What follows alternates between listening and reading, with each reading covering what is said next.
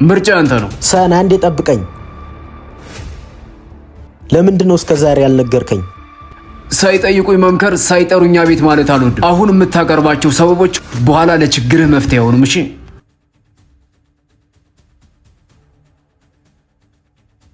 አረሶች 12ኛ ክፍል ውጤት እንዲመጣልኝ ጸልዩልኝ። ካልመጣልኝ በቃ ደደቡኝ መቅረቴ ነው።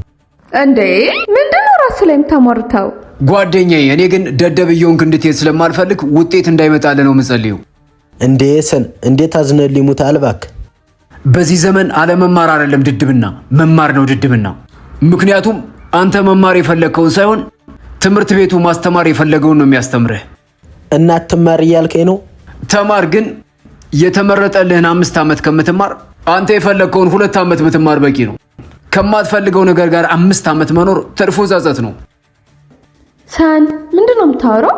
ጠንካራ ከሆንክ ህይወት በተግባር ታስተምርሃለች። ብልህ ከሆንክ ደግሞ ትምህርት ቤት ገብተህ ከምትማረው በላይ ተፈጥሮ ታስተምርሃለች።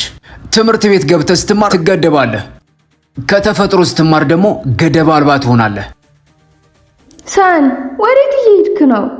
የትም እየሄድኩ አይደለም። ሰዎች መናገር እየፈለጉ መናገር ያልቻሉትን ነገር እየተናገርኩ ነው። አንድ የቢሮ ሰራተኛ በአመት የሚከፈለው ደሞዝ አንድ ቲክታከር በአንድ ማስታወቂያ የሚያገኘው ነው። መቼም መንግስት የግል ተቀጥረ መስራት አለብህ ብሎ አያስገድድህም። ምርጫ አለህ። ወይም በእርጅና ዘመንህ ታማራለህ፣ ወይም ደግሞ አሁን ምርጥ የሚባለውን ውሳኔ ወስነህ እንኳን አደረግኩት ትላለህ። ምርጫ አንተ ነው። ሰን አንዴ ጠብቀኝ። ለምንድን ነው እስከዛሬ ያልነገርከኝ?